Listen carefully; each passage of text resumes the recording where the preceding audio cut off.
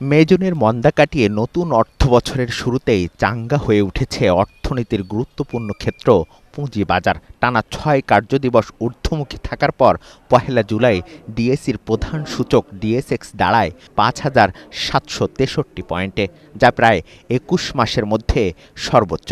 এর আগে ২০২৪ সালের ২৪শে সেপ্টেম্বর সূচক ছিল ৫,৭৭৮ পয়েন্ট।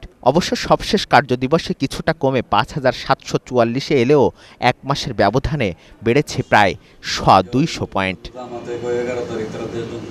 সূচকের পাশাপাশি গতি ফিরেছে লেনদেনেও, যেমন পহেলা জুলাই লেনদেন ছাড়িয়েছে ১,৫৭০ কোটি টাকা, সেটিও পৌনে ২ বছরের মধ্যে সবচেয়ে বেশি। আর সবশেষ কার্যদিবসে হাতবদল হয় প্রায় ১,৪৩৯ কোটি টাকার শেয়ার।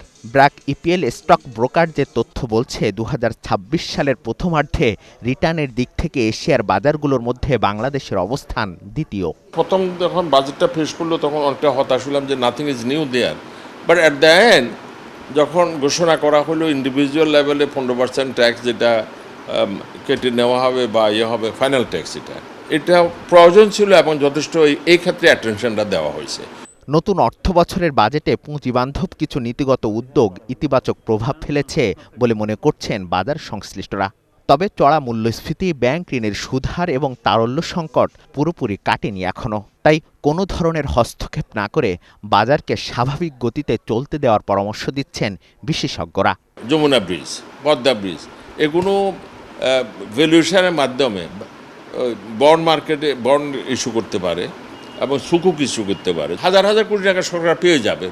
প্রজেক্ট ফাইন্যান্সিং, নতুন প্রজেক্ট হাতে নেওয়ার জন্য অর্থের কোনো অভাব হওয়ার কথা না। সুতরাং আমি সব কিছু মিলিয়ে দেখতেছি যে শেয়ার বাজার ব্রড বেসড হবে, পার্টিসিপেট হবে, বিদেশিরাও ইন্টারেস্ট শো করবে। They will make it functional, they will make the capital market of Bangladesh participatory, they will make it transparent. তো এবং এটাকে লং টার্ম পুঁজির জন্য হাব হিসাবে ব্যবহার করা হবে। শক্তিশালী পুঁজিবাজারের জন্য কর্পোরেট অর্থায়ন সহজ ও দীর্ঘমেয়াদী বিনিয়োগের সংস্কৃতি গড়ে তোলার তাগিদ বিশেষজ্ঞদের। মিসবাহ হাসান, ৭১, ঢাকা।